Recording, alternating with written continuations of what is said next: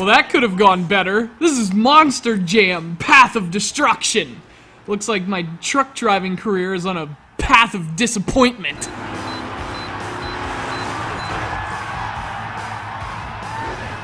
I'm not going to pretend I know a whole lot about monster trucks, but I do have a little experience. The good folks at Activision hooked us up with some front row seats to a Monster Jam event earlier this year, and I gotta tell you, Kevin and I had a ridiculous time. I think ridiculous is probably the best adjective for what happens at monster truck events. Straight up and down. And even though it was our first time, we learned a lot about the sport, or event, or the spectacle, or waste of time, or whatever it is. And most importantly, we learned that you gotta get your nachos before things start. The fatter truck fans sitting in the audience don't like to move once the trucks start, you know, going in circles. God forbid they miss 2 seconds of that. Just eating up the crust cars. And secondly, apart from the repetition of said circles, nothing really happens. Anyway, I mention all this because, well, because frankly there isn't much to say about this game, but also because it turns out keeping those trucks upright is a lot harder than Kevin and I had assumed. I mean, if this game's anything like the real thing, those truck drivers have some serious skill with analog sticks. Released in late 2010 for all the major consoles, Monster Jam Path of Destruction takes players on a virtual ride through the career of a monster truck driver. Make your way from venue to venue on a tour through different cities, participating in some short challenges to level up your truck and progress to new challenges.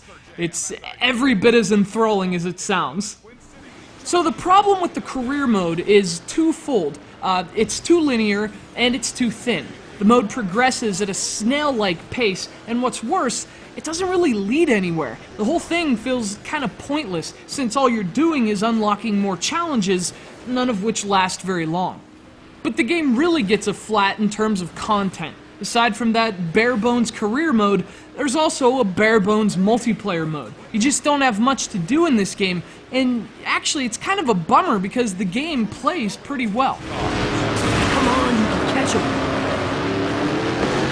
Squatting paint, looking for the lead. In fact, the most surprising thing about Path of Destruction is its controls. Now, there is a pretty steep learning curve, and I'm not a fan of the dual steering setup, which has you steering both the front and rear wheels to maintain your balance, but once you figure things out, it's actually fun to play.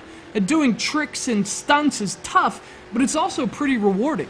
There's also some light customization, which is a nice touch. In Monster Jam, customization is the name of the game. Well, see what I tell you, Path of Destruction is all about customization, and I am all about, I am the law! But unfortunately, your creations don't look all that great, and that's another one of the game's problems. It's not very good looking. There are some technical issues, and more than anything, it's not very pleasing to look at. But to be fair, neither are, you know, actual monster truck events.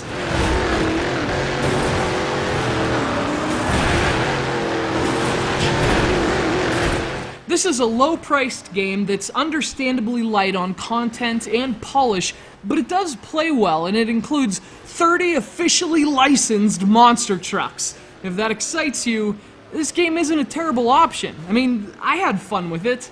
And I only needed 3 wheels to dominate in Monster Jam Path of Destruction.